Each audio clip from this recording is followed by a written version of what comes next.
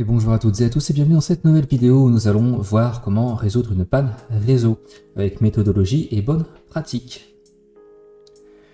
Donc premièrement, cette présentation vise à établir une méthodologie claire et efficace pour résoudre les problèmes réseau que vous rencontrez dans un environnement qui est professionnel ou personnel. Ça peut être autant sur votre entreprise que chez vous. Donc le public ciblé concerne avant tout les techniciens informatiques qui débutent dans le métier, les personnes du support technique qui sont aussi débutants et les utilisateurs avancés qui souhaitent résoudre leurs problèmes de façon autonome. Et on va aborder des méthodes systématiques permettant d'identifier, diagnostiquer et résoudre les problèmes réseau de manière structurée. Donc on va commencer avec les étapes générales de résolution. Donc en premier lieu, il faut identifier le problème, reconnaître les symptômes spécifiques, absence d'accès à Internet. Donc là, vous lancez Edge, Chrome ou Firefox et vous n'avez pas du tout accès à la recherche. Est-ce que vous avez des lenteurs au niveau du réseau, c'est-à-dire que si vous allez chercher un fichier sur un lecteur réseau ou si vous souhaitez imprimer sur une imprimante, en fait ça ne marche pas parce que c'est une imprimante réseau. Est-ce que vous avez des déconnexions, etc. Et vous devez aussi déterminer l'étendue de la panne. Est-ce que c'est un poste unique? Est-ce que c'est tout un service? Est-ce que c'est tout un bâtiment? Voilà, est-ce que c'est unique ou multiple? Ensuite, vous devez vérifier le matériel, donc examiner les câbles réseau, donc RJ45, savoir s'ils sont bien branchés, du poste jusqu'à la prise murale et bien sûr sur le switch aussi, on verra ça après. Prise électrique, ben forcément, est-ce que le PC est bien branché? Est-ce que l'imprimante est bien branchée électriquement?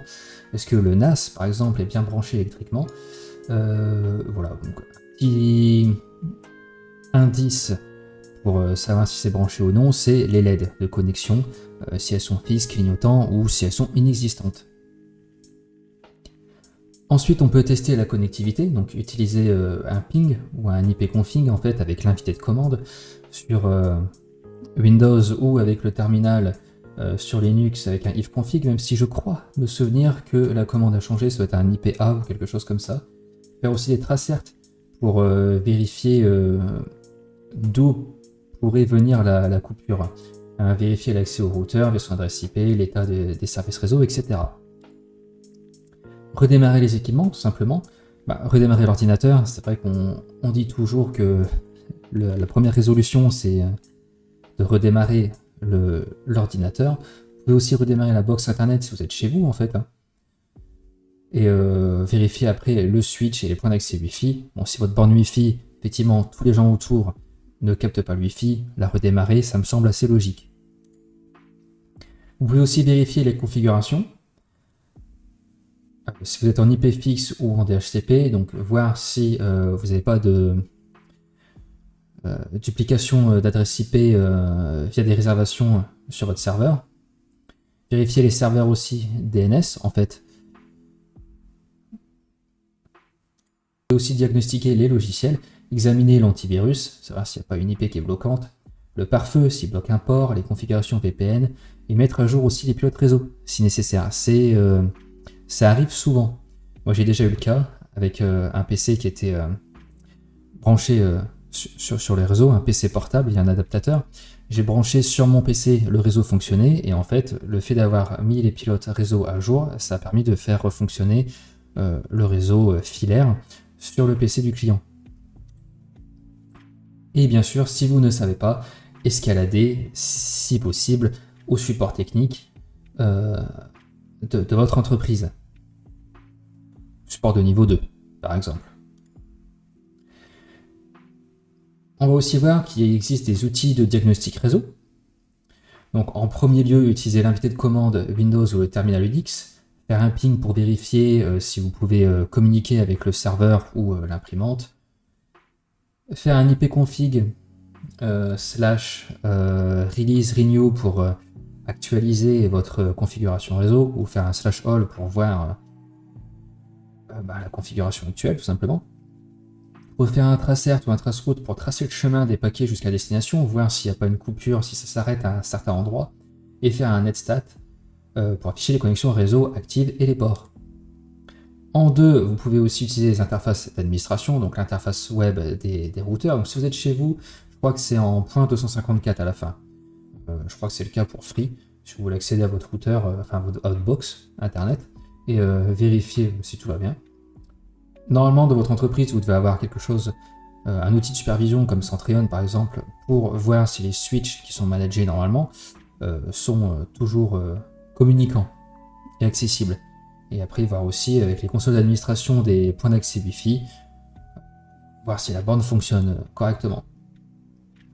Vous pouvez bien sûr utiliser des logiciels spécialisés comme Wireshark qui analysent de façon approfondie le trafic réseau, Angry IP Scanner qui détecte les périphériques sur le réseau, Advanced IP Scanner qui cartographie le réseau de façon détaillée, et Network Monitor par exemple qui surveille les performances réseau. Cas pratique de dépannage, donc on va en voir un premier. Un PC qui est sans adresse IP par exemple, qui est une adresse à petit pas en 169, quelque chose. C'est un ordinateur qui n'arrive pas à communiquer avec votre serveur DHCP. Ok, donc il faudrait éventuellement redémarrer le service DHCP de votre box ou de votre serveur, vérifier les réservations d'adresse IP et savoir s'il n'y a pas une duplication justement avec un autre ordinateur, parce que premier arrivé, premier servi. En deuxième cas, on peut aussi voir à la perte d'accès à Internet. Bon, par exemple, vous pouvez accéder au partage réseau, à votre imprimante qui est sur le réseau, mais pas d'accès à Internet. Donc ça peut potentiellement venir d'une configuration DNS qui est incorrecte ou qui est en duplicata. Donc, moi, en premier lieu, ce que je fais, et ça marche assez souvent, c'est vider le cache du navigateur. Ça peut être tout con, mais souvent, ça marche. Vous pouvez aussi faire un ipconfig/flushdns via l'invité de commande pour vider le cache DNS aussi. Vous pouvez éventuellement lancer les options Internet et vider l'historique et le cache général. Vous pouvez aussi mettre en DNS public. Donc là, on peut voir les 4x8, c'est le DNS de Google, par exemple. En fait, ces situations courantes illustrent l'importance d'une approche méthodique. Il ne faut pas stresser, il faut réfléchir. Et en suivant les étapes définies, la résolution devient du coup plus efficace et plus rapide. Comme ça, le client est plus vite satisfait. En termes de bonnes pratiques de maintenance sur le réseau, la première chose à faire, c'est documenter. Tenir un journal détaillé des incidents réseau, incluant les symptômes observés, les diagnostics établis et les solutions appliquées. Ça conserve une cartographie détaillée et actualisée de l'infrastructure réseau avec les adresses IP et configurations importantes. Par exemple, vous pouvez faire un plan de votre bâtiment ou de votre pièce, noter sur chaque mur les prises réseau et savoir chaque équipement ce qu'il a comme adresse IP, si vous avez des adresses IP fixes ou par réservation.